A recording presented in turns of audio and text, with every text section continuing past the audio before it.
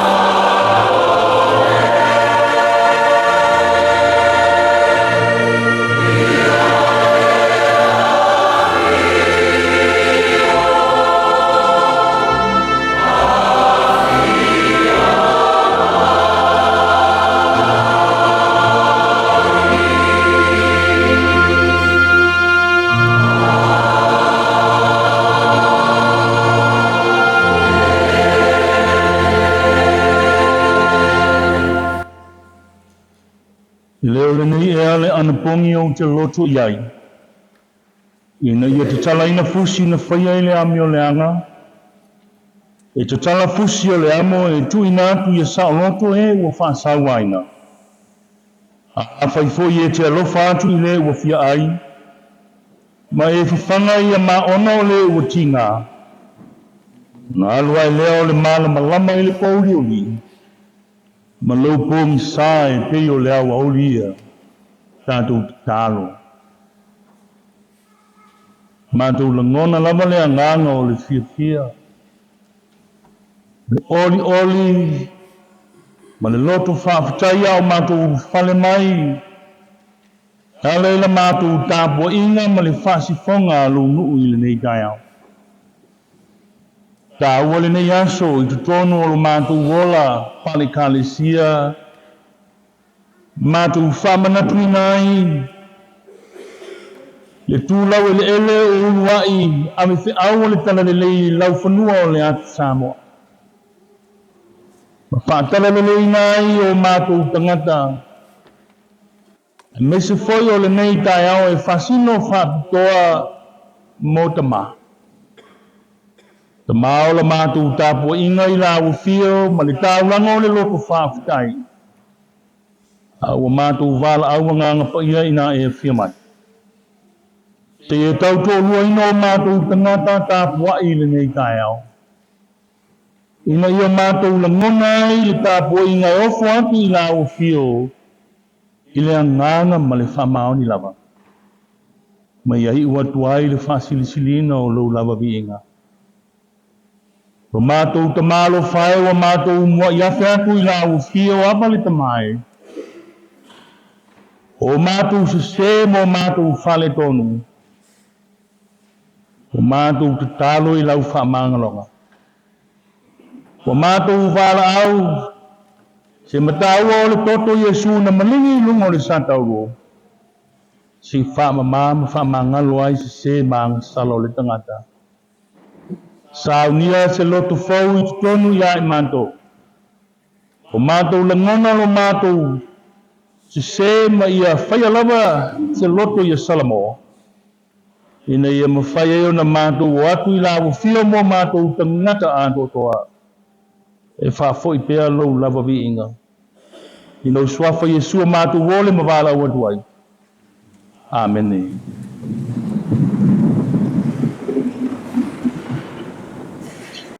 IKETESEMANE le Ekalesia PORIRUA. Tese PORIRUA e amatai le tātou Sauniga.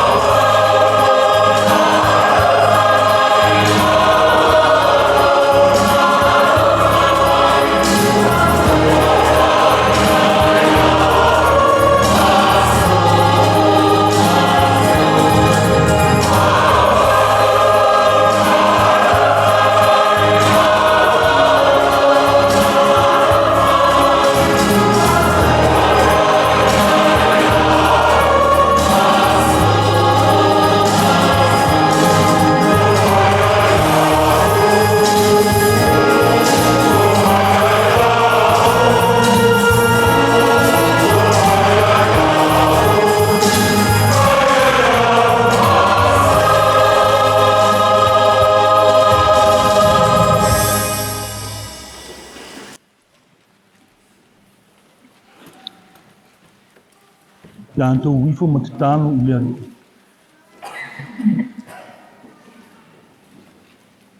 Le atua sirisiri e se la o fio lo mātou Tamā o le whaavavau. Le atua mamana, le atua paia. Mātou iai le nei tae au. O la mātou māwhutanga e masani ai. Wao le nei aso. Ua whapitoa ma whatawaina. I tutonu o la mātou ngāruenga o Fale Kerisiano. Se i toi tō Manatu ai. Ia i lātou nāsa ina le ngasu o le tae au. Maena au vasa mamamai. E whātino lo whinangalo e ala i le musunga lo wa nganga pa i. Tau mori le te au o le paolata. Se lau iwa se futoru tau sanga. O le angana whaafitai le atua i la au fio. Wa o le alavo mātou vaia. Le ngāruenga. Tau te tai mai ia vai tau se ia o mai o mātou tupulanga.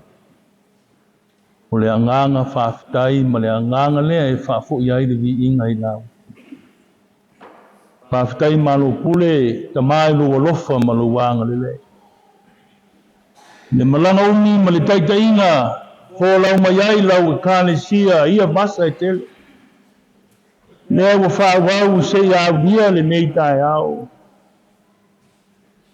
Ao mātou o mai e vivi ma whaafitai i lau fio. Wai le se malosi le ai foi se atamai ma se loa. O lo lava nganga sa whalangolango i ai le taitainga o le te au malangani. Whaafitai le atua. O mātou waulia mai le nei tae au. Ao whi au matiute sa lava singa i le nā Vaiaso o tuana iatu ma le nā masinga. Mātou vaia foi le swinga o le tau le mawhanwhana o le oso mai o le la. Ao le nātua foa le a la o fio le atua mātou te langona ai le mātou wanganga whaafitai. Wai le eise se tusa ma le mai tai sau o le foa ngā la o fio. E o tu mata manga ai mea uma o le nei o langa. Whaafitai le atua o mātou Tamā. Whaafitai o manuia la wau whai ngā ruenga. Whaafitai o manuia tangata Lotu o Tamā matina mātua se o lava ia mātou whanau. Le lava wa mātou o mai lea ngānga e vivi ma whaafitai i nā o fio. Ale ngate i lea o le nei aso e whaapitoa. Mō Tamā. Pātau ai lo lātou tūlanga ma lo lātou sau. Le ngata o aina o tutonu o lau whiau ma ngā ruenga ma le Ekalesia. O le vi inga e fo i lava i lau fio. Nā malo whaafitai, puipuinga ma le leo-leonga. Le fafo ma le fale, tai ma le uta, sa whenga iai, o a onga le whanau. Le lava sa puipui lau fio. Malutia ai le soifua. Le ngato mātua i ngā ruenga o whanau ia o ngā ao e sa nofo te talo e pōle whala maula ni mudula. Tāpua ia whaiva i tonu ai. Ngā whamalo pule whaafitai le atua. Le awa mātua iai le nei tai au. Mātou sanga vi ia ma whaafitai la o fio. E pati patia lo wa lofa ma lo wanga le lei. Aoao lo wanga le lei ma lau wha soa. E lava wāpa ngā limai. Soifua ma lo mātou wola e whātino ai tiute ma whāmoe moenga le lei. Ya, whaafitai le atua. Le nei mawhitanga tā ua. Wa vea lava maala mātou tue mai e sa ili ai le manuia mai nā uwhio i tonu o Ekalesia ese. Mātou te whalongo ai lo whina ngalo fola ma le taulongolongo. Whamanaki pēha ia i mātou le au ma le talalelei na ia whātāua i loto mānganga. Mātou whaafitai ai i la uwhio le atua ma lau taitainga. le alavu mātou vai lo wanga lei ma lo lofa fai pea after ia o fionga le mātou fitau iai ala mai ai lo finangalo ma la wa mi tonu ia na mātou fatino ina after nga pa ia tau to lua yo mātou tangata ta puai a neso i tuaso i tau au na solo muri vai ai lo mātou wola fatu tua sili mea uma Yesu Keriso ma le tāuranga le ola lava maato o toa mo le whamangalo ino ang sala pale ai le ola e whaavavau pe a whai mātou te sala mo se mang sala ma whātua tua i lo maliu ma lo toe so i fua manu malo mai o le viinga ma le whamanu i atu mau pe lea i la o fio nei isi o i le whaavavau lava whamanu e la mātou i whonga nei whamanu e i la wawhai ngā ruenga le tamato ina ai mei se la wawhai ngā ruenga te tofi di tonu e Ekalesia e o lo whapuna pa ulia ma te tāro mo le mania ai mei se o le teita ino le lafu mamua ina i tusa ma Lotu na ngalo mania la wawhai ngā ruenga Aoao ti akono tangata Ekalesia se o ia mātou whanau Mia le nei pulenga ma le nei mtangalo. Mia le Ekalesia Aoao. O mātou Manatu ina le nei aso tāua ia. Foi pēr le vi inga i ngā fio. Se ngā ruenga ua mawhaina whai. Mo le solo le lei ma le mania o lau au ma le Talalelei. Mia o tangata Lotu. Ngā lau whaiva matiute. Tenga ia. Mania mātou whanau ma le lātou tupu puae ma tupu langa talavou. O ina i lātou ina ia lātou sāwawari le upu moni i teitei mai o tū maanga whanei o nko o waino lātou wola i kōkua ngā whainga lea li o le lalolangi mātou te tālo ia manuia le whainga tāwanga lau Ekalesia i le aso tāwanga o le Talalelei ia whai ma ia mū ia au ngā mo le ngā ruenga wha-missionary o lo whenga iai mau tama whanau i sose ta whao le nei lalolangi ia le whainga tā wanga lau Ekalesia le ali ia lo lato wola ma le maa au ofu atu si sila mai au fonga mai whamania i lo lato wanga le lei ma mātou tālo le ali ie ia alu ma le mana le Talalelei le nei asa mātou wala au foi ina ia mātou whalongo. Le asa whi au tau moni. Ia ngā mo le ola, telitonu ma le ola whātu o le tangata i ngā ufio. Nei Vaiaso whapitoa mo Tamā, mātou te talo ia, iai le mania mo i lātou. O pai lātou mauru ma teitai o a inga. Ina ia manuia na lātou, ma tāwhaioi. O le avea ma Tamā o ai. Na mātou te talo Tamā. Te a mātou. A ai ma feinu i lo tino ma lo toto. Na mātou langona le tāua o le nei au ma le nei Sauniga tāua na e polo ina i mātou e whātanu ina. Ina ia ma whai lava. O na mātou sāwa vali e tusa o lo lava whinangalo pa ia. Na mātou te tālo e o mamai, ia pai ai lo au, ma lo mana whamalo lo e o whanua noa whamawhana whanaina. O e o fia maua lau fisosoani ia o ati ai lo lava angarelei. O a mātou te tālo ia, pātasi ma te tālo ia mātou lava loto. Mātou wofo ina atu ina ia whaia pe ai lo whinangalo. Au na mātou whāntau anau. Ono lo lava swafa Yesu le mātou o li mani whaolo o le nā o ia i mātou i te tālo lo mātou mai o le nā.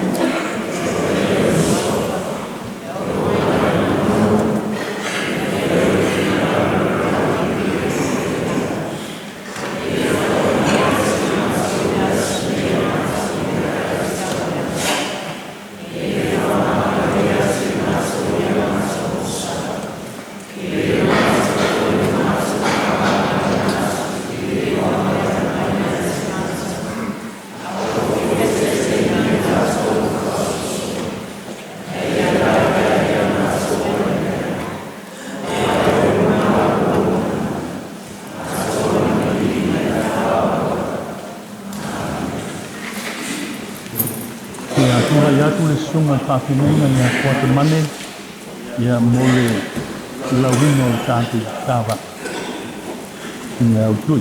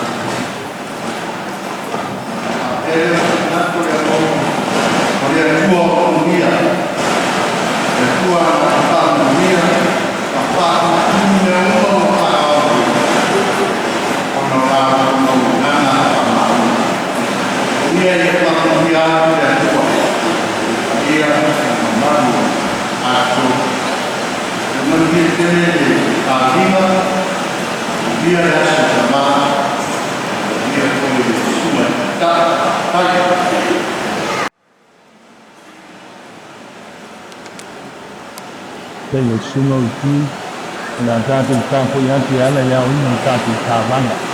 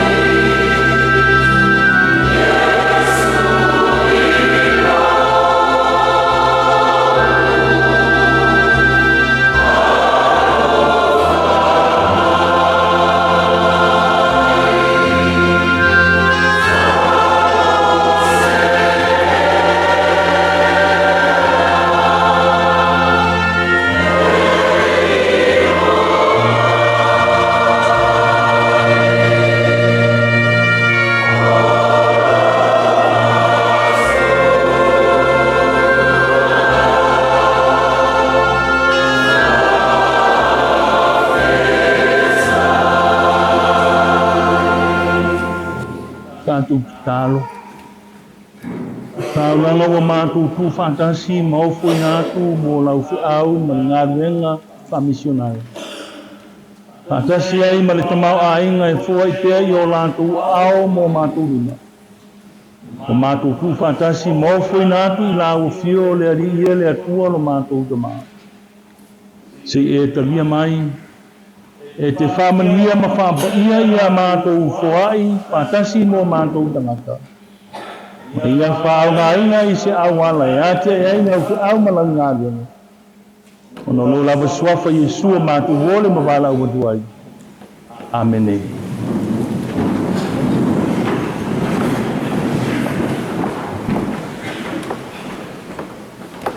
O tese o Sauniga e IKETESEMANE.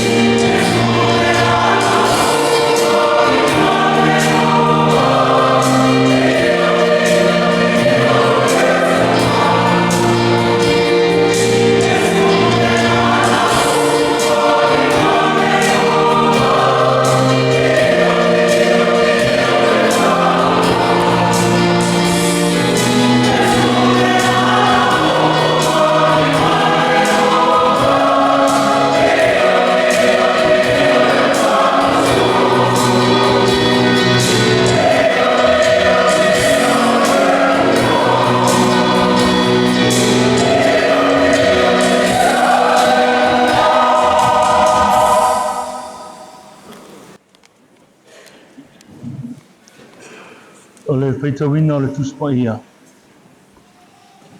Tusi filifilia mai le whenga inga tuai, tusi al perfecto ISAIA o mta upu e 5:10. Ia matone tātou feitau, mai le whai upu e tolu e whangata i le whai upu e 10 tātou te feitau, pēr wawa iai.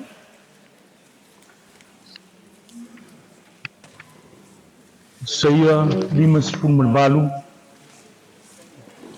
Tātou te feitau, pēr wawa i mai le whai upu e tolu, whangata i le whai upu e 10. Pa whonga maia, inisi a whianga pa ia lo tātou wali i. Tia le mea wa mātou ana pupongi ai, ai te le sila mai. Tia le mea wa whaatinga ai nai i mātou e i mātou, ai te le sila fia. Kauta, o le aso e ana pongi ai outou, o outou mawai le fia. Ma outou whaantau ana wina outou au auna i e whaia outou ngaru e ngauma.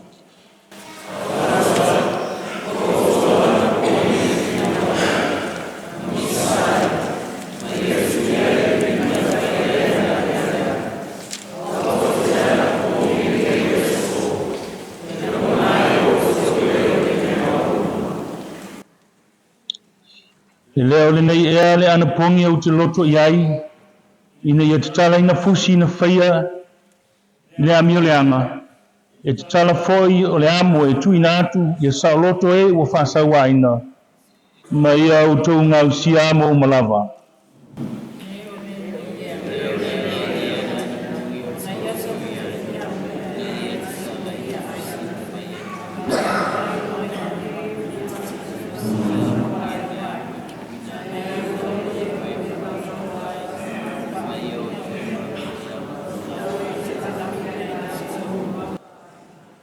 Pe valu lela faitau na ngā fua mai lea o lou malamalama e pei o le tafa o ata e whatalisi o na tupu mai foi o lou malolo e alu atu foi la wami o tonu i au numa e muli au mai le pupula o le alii a te oe.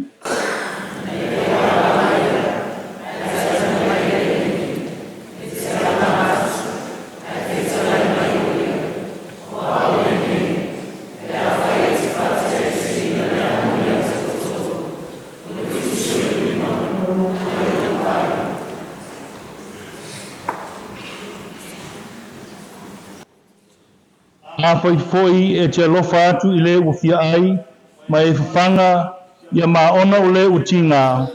Nā alua e lea o lou malamalama i le pōriuri, ma lou pōngi sā e pei o le Aoao.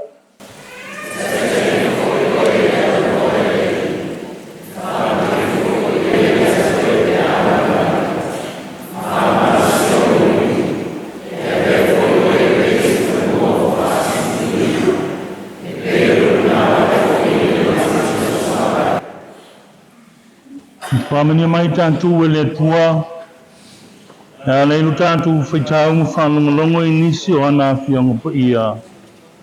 Ma ia tu mau atu pēr i anta ia lona lava vi inga, nei se ia o i le whaavavau e whaavavau lava. Amene. Ma malia i la ufio upo lo ngutu ma mafau whaunga o lo roto o le ali ie lo papa. Ma le na te tongi o laina i mātou. Le lauga le suafa mamalu o le atua le Tamā, le atua le alo ma le atua le angang sa. Amene. Tia whaungaina e whai mamatua se vaenga le whai upo e ono ma le whai upo e sifulu o whapelo na whaitawina. Le lea o le nei ea le anapongi au te loto iai. Ina ia te talaina fusi ina whaia i le ami o le anga. E te tala fusi o le amo e tuina atu ia sa loto e ua whasau aina. A whaifoi e te alofa atu i le ua fia ai. Ma e whawhanga ia maona o le ua tinga. Ngā alua e lea o lo malamalama i le pōriuri. Ma lou pōngi sā e pei o le Aoao ia. Ole AUTÜ o mafau whaunga e tusa ma le whaasinonga le tusi whaitawaso mo le nei tae ao. o le a se anapongi e taliaina.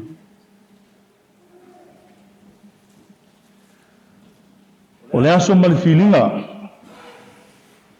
e aso foi ma le matai ngatila. O le aso ma le mea na tupu ai,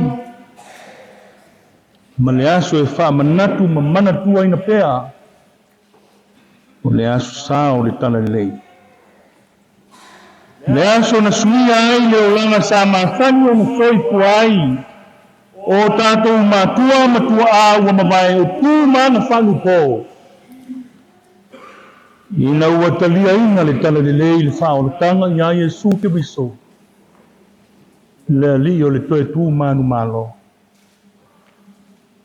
Le aso sa o le talalelei, tasi aso whatawa ina le kalenga, le Ekalesia, e whakasa, Samoa mātunu e mamao. Ua vea Samoa mua o le masino o SETEMA e wha manatu ai, uwai misionare na tūlau e le ele lau whanua o le ati Samoa. E fola ma tālai le talalelei o le whaoltanga. Ia Iesu. Ao le foi aso, o le aso sa ua whaapitoa mo o Tamā. O le aso e wha manatu ai le sao tāua o Tamā i kutonu o sosaieti. A ina mamawhitanga o whainga nou mai Ekalesia. A ea se aba no tāua foi. E toe wa ai foi le Tamā ia te ia lava. Ko wha maoni le whātuina o na tiuta mauna na whatausi wa tuina mai o le atua. A wāle tausinga ma le taitaina o ainga. A wāle ainga o le sosaiete o tū whātasi ai le Tamā ma le tina. I le mawhitanga o matua ma whanau. O le mawhitanga na whaabaya le atua i le amatanga.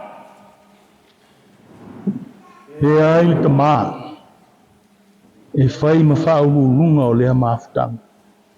E tūsa o whai ma whātau to otu o lea tua. Hao le Tamā, whai toa lea o manuia mai lea tua mo lana whanau. Wha manuia lea tua ia apera amo. Wata nia manina mai ai mania o kola mo tangata uma. E peo na whamawina le Tusi o Ekalesia a wāwhai o apera amo. O le a whai o ia matupunga o le nutele ma le malosi.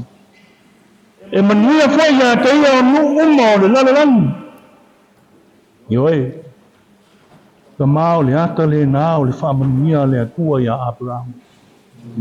A o le whamanuia whai le nā o fola mo i tātou Tamā. O lona wina e lei titi o sao mo mania tuae o le ainga. O oe o le uhu. O oe o le teitai. O le leo maamoe o le manu a papa e ke tūi na taniolo. E whai ma tali pupuni puapua ngā pe a tesi mai e whā. Whā whita auli o leo alanga. Awa nei malu e lue lo tūlanga.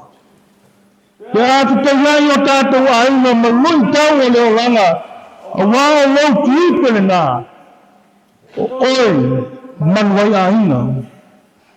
O oe o le manu mawhala. Ia whai lau Tamā ma lau Tamā. Ma manu mawhala e sūru whai ai ainga. Te ao ma sou te au o le wholanga i le nei o langa. A tā ua le nā o tātou Tamā. Pili nei aso tāua. A le AUTUA mawhauwhaunga wha le angango le nei tae a o le whisiri whai mai o le ase ANAPOGI TALIAINA. ANAPOGI o se tasi leo vaenga tāua o le tāpua inga ma le whisota inga lilo a le tanata i le atua. I le whenenge puai. ANAPOGI whaitawina o le tūlafono, o le osia o tāwanga, o pesa te talo na aunga ma le talusuanga le ali po le whaamantuna, o whaatino inga i nei aso, o vaenga tā ua no o le whaatino inga, o le ola tāpuai o le tangata i lana akua. Wow, lo tātou tiute, ma lo tātou matu pala le nā. Ua tō mai le atua. Ia manina mamala malama le tangata o lona tofi ma lona whaasi mamanga le nā mai le atua. O ia le tangata e kāpuai I le atua. Nā pua inga e whafo I aile vi inga, ma le whaftai I le atua. Ona le lasi ana me alofa ua whaasua mai mo I tātou I le aso ma le aso. Ai mese ai o le nei, le soifua ona le pele potasi o Iesu Keriso, na saunia le toni ola. Lea ua mawhai au na whaavanoa mani o le ola e whaavavau. Tātou te sāwhawhai whaatasi ai, ma ia, le ama vai le nei o langa. Tau pue 5:10 o le tusi al profeta o ISAIA lea sa tātou whaitawini. Na tusi ai le vai keini, au luma nai I whatau nuu le vaenga muri o le tāwhianga. O isa wā elu e angai I Papalonia. Mana tua foi e tolu tāwhianga nā. Tāwhianga mua, tāwhianga rongalua, ma le tāwhianga muri lele ia. Ai whai mai e whitu se furu tau sanga. Anga pongi ai le nuu o le atua. Ma te talo ai I le atua e wha lua e le tau sanga. O le masina e 5 ma le masina e 7. Lato ana poni ma whaita alo sanga I le atua se ia lofa mai. Lofa mai le pua ngā le nuu. E o mana ave le tuku. Ave ma tangata lelei. E o matu maisi tangata. Pitu se fulu tau sanga. Anga poni le nuu e le tali mai le atua. Ua silina tali seu se fifo le ngase o malo. Awa le ase tali a maua mai. Pea whai o lewa si le tama sai le nuu I le atua. O le mea moni ua sosopo o le mea na whai I le na whai o ia. Tā le mea o mātou ana pongi hai. Tā le mea te le sila mai ai. Tā le mea o whatinga inga I mātou a te le sila fia. Se wali tangata ua. Se sili I le atua. Le whai tau le nā. Ale au e peo. Wa rato ana pongi o TAULAGA ma te talo whai pea. Wa lama lea ma te toe. Tawai ai o la pena le vāwhenga iai ma le atua. Ele wa lava e lea. E whamalea ina ai na whina ngalo o le atua. Ma liu mai ana whonga. I le tani sā ma le whatau anau alona nuu. Pai wainga nā o le whenga iai o isa wa elu. Ma lo lato o tua. O lo lato manatu wa lama ina mea. E sa ili ei so lato I lei numo o le sila panga le atua se. Nanga lei sisi alu e tau talai sona le lei numo o le atua. E lei sisi whai le atua wa tele au mea whai mo lau ngā rona. E talai leo le atua. E leo le nini ane anapongi o te loto iai. Le tala fusi na whai le ami o lea. Tui nātu e sa loto leo whasa waina. A lofa e leo fia ai. Ma whawhanga ia maona leo ki ngā. O nā lea. O nā lua e leo au lo mara malama I le po ruli ma lo po misae pe o leo au lia. Manuia o le tangata. Tangata e tamu whai e savani. Ma whaatino le whina ngalo o le atua. O le ana pani e leo na o le talo I tai au te talo le aoli. O le ana pani e whaatasi ma le oranga e whaatino I yato whai pēa o le ola. O le ana pongi le nā I le atua. O lawa mio. Ia ho whaatasi ma le amio tomu o le atua. An poni nai fia I le atua. Savani ma whai le amio tomu. Whai le whamisi nanga amio tomu o le atua. Mō le huso a tangata. Iaso whai pēa o le nei o ranga. Le ase ana pongi. E talia ina. o whaatasi ngā ruenga whaatino i tunu o le Ekalesia. Ma le ola pai aso whaipea o le nei o langa. O le whiau le ngā o le talalelei mo i tātou le nei tai au. Ua se lau iwa se fulu tolu tau sanga o le talalelei Samoa. Ua ta au nisi ua matua le talalelei le atunu i Samoa matunu ana mau. Ma ro fai taulanga. Ma ro le tautua i le atua. O le tatalo ia whamania le atua i lau maau ma whai ngā taulanga le Ekalesia i nei tau sanga. Ma ro le ngā rue. Ma ro le tautua. I le aiasa mea o lilo i sinapanga le atua i lau wafu malini.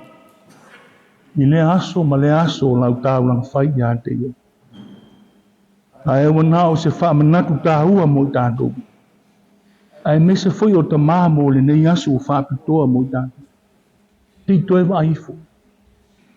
O makusa le whaatinona o tātou ANAPOGI mo tātou tangata tāpoi i le kua. Ma le langa o soifu ai tātou i aso whaipea o le nei o langa. A vai lo uso. Ave iai le fisosoni mo te tau mo ia. Ai aua le tūle ia pa ua watu i mea oro iai le lua. O pua ngā. Pape whea ainga le nei vai tau. Nā le mea tupu i tutonu o tātou ainga. Lele wa wha masino le si uso ma le si uso. Wa wha masino le pua nganu ma le pua whine. Wa sa ele le pole o mea tō tino o mātua i nau wa tō whitana i tia saa. Lele wa mai o aunga tūma iai le whale o aunga tūma iai le whanua. Nei whapewhea tutonu o Ekalesia. Te iloa i al tai au fusi ni kisi. Hai sis, malo, ea, awa mai. Ai mai kua whai mai. Mai kai le ang kala i o kaukarika.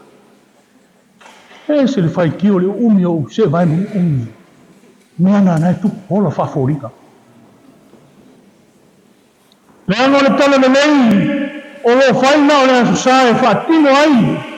A le aso fuase i o, aso ma fuase i o le aso tōnai. Ona mira whaatasi lea ma le lano rangi. E leo mai tau whaifi au, e leo se ngā ruenga ngā whaifi au e mai tau. A lai sila lea. Mea le ngā na sa iai. Lea fia ai ni a kua i ha iso vae. Pai le ANAPOGI, ai ese le mea lai whaatino ina i le aso. E ngā o se whaamanatu. Manatu mo le Ekalesia. Moli le whamaro ma le whaafitai le tūtua. E lela i tūti le ngā ruenga. Ai a tātou tāma whai i a whaatina inga i aso whaipea. Ai leo le watu o le asa tau le pelau e tū ai ma le Ekalesia ina. Ai ola i le olanga o aso whaipea. Ma mea o le lalolangi nei. Pa mai le isto ina. Se hase mea i whina ngano ai le lii a te au o te whaia. Se hase mea o te alu atu mai e luma o le atua. Pai le ami o tonu. Nau le alofa. Mai e whewha i malo atua ma le loto wha maulalo. Amen. Tātou ki pese ua. Sauniga le Ekalesia le Canon School.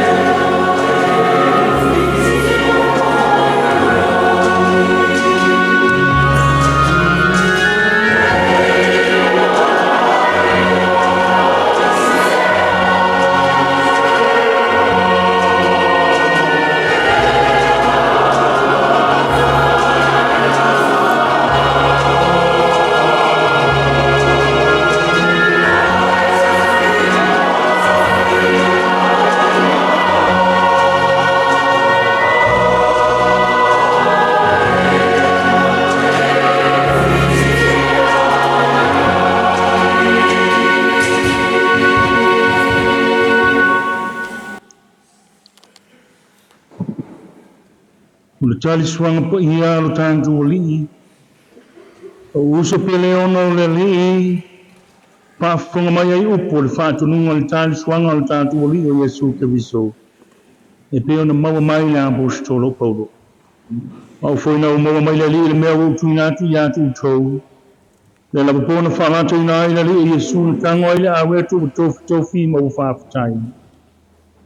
Nā tango ia ina ai o lo tino le nei o tofi ma sui autou. I autou whaia le mea ma whamantunga i atau. Ape whalipu ina wau mona ai whape atu. Lipu le nea le whainga i whaule i lo toto. I autou whaia le mea ma whamantunga i atau. I aso uma tau te whainu ai. A wawaso uma tau te ai ai le nei a reto ma whainu le ipu. Tau te whai loa atu ai le maliwo le li i se iafia mai o ia. I tātou te tālo. Le tua siri e se la o fio le mātou Tamā o le whapawau. La o fio le na whaile langi ma le lalalangi ma mea uma o iai. O le na whaile tangata ilo lawa whatusa ma ua e alofa muti vale i a te ia a toa ma mea uma na e whaia. Mātou Manatu ilo lava alofa. A waina ua tea e se le tangata mai la o fio o no lanang sala. Sa e sa ili mai a te ia, wa mātou via tuai i la o fio. A wana e whetalai mai, i ala i au perfeta, e siri lava i mea uma. Ina wa o le wha atuanga o tausanga sa e whetalai mai ai a te i mātou i lo walo pele o Yesu. O leo ro winga whatasi matangata, ma malio i lungo le sa toro ina yalavia ina i mātou. O lea na whaia i lea mea le tāwanga wa ato tōna le lei. Ma ua lava mo le angsala le lalalangi uma. O lea ua whātuina le Sauniga e whaamanatu ai lona maliu tā ua. Me ia whātonu mai fo i lana Talalelei ia mātou tausi pēr i aise i o i lona toe fia mai.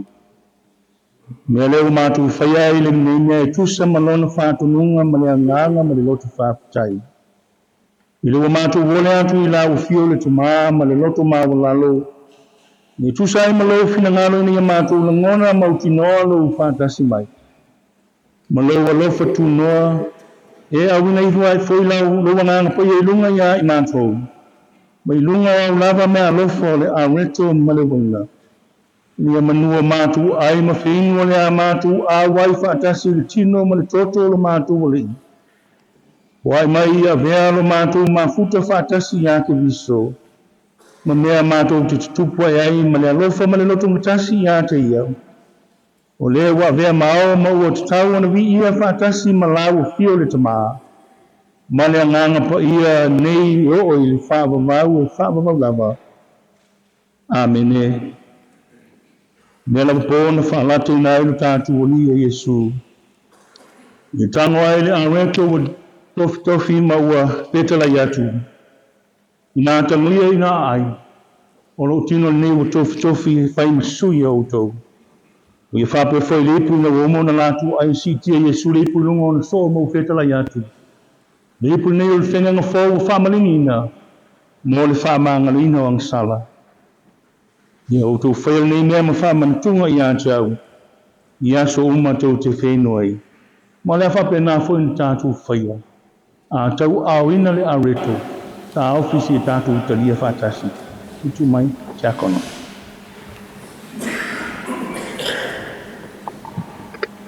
Pakilo.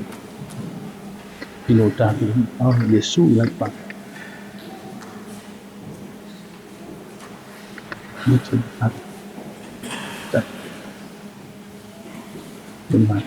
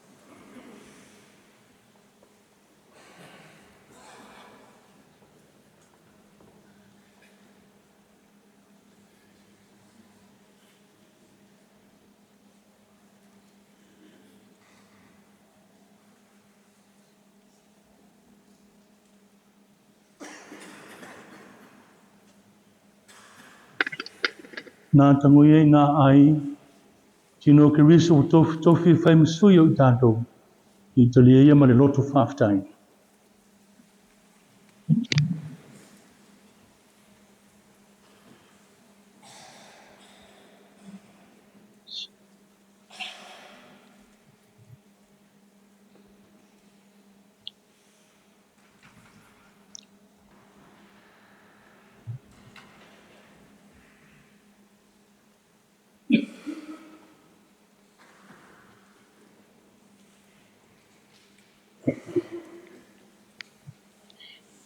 Tau au ina lipu na tau filesi tātou talia whatasi.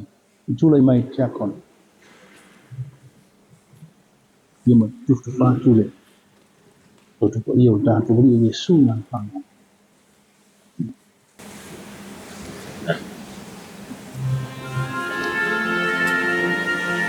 Ia la.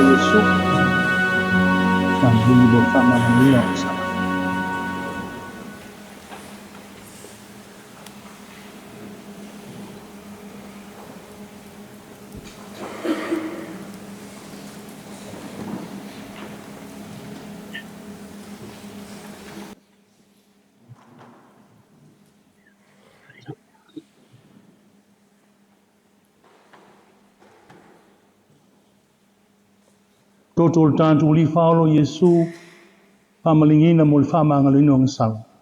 Tau mawhia ma tātou talia iai ma le lotu whaafitai.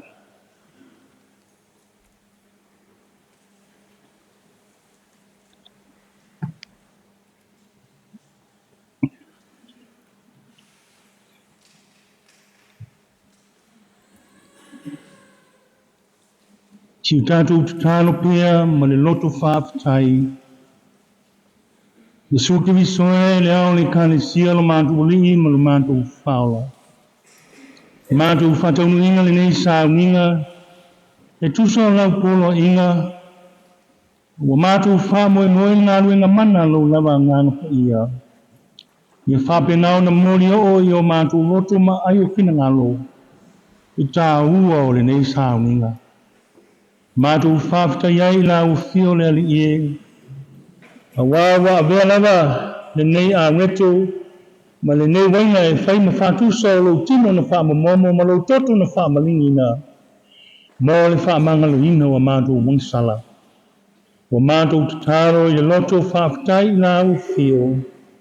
A wao le whaoratanga wa e Sauniga. Wa whai lava lea ma wa inga o le mātou wola.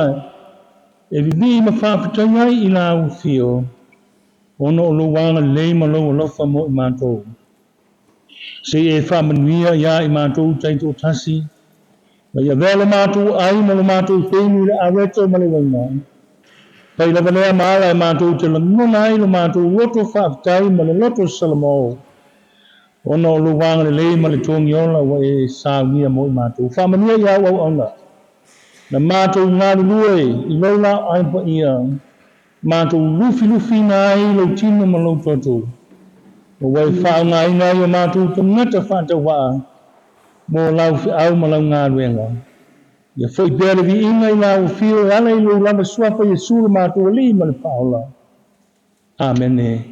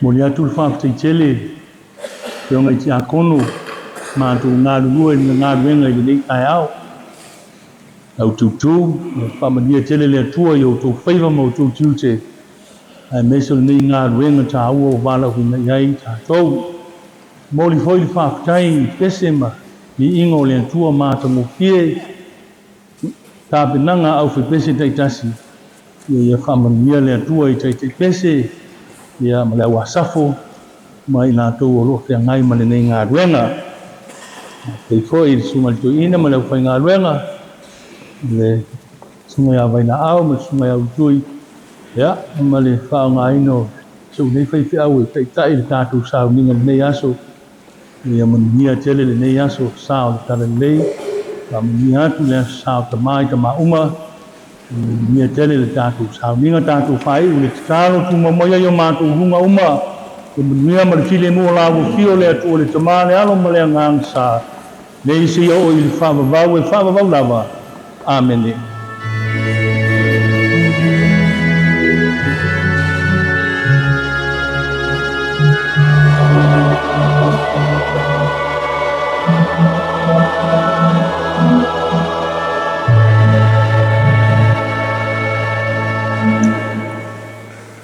Đấy, đâu rồi?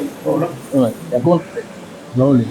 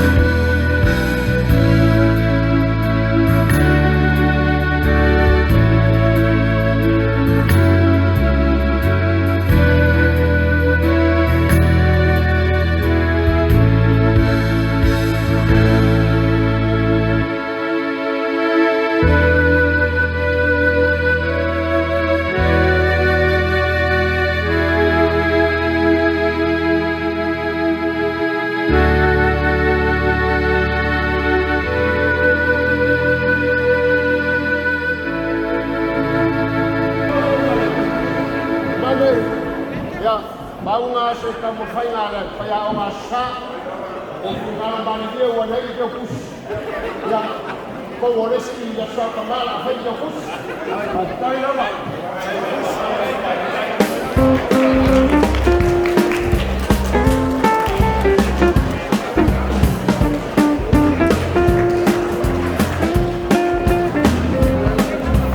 no, no,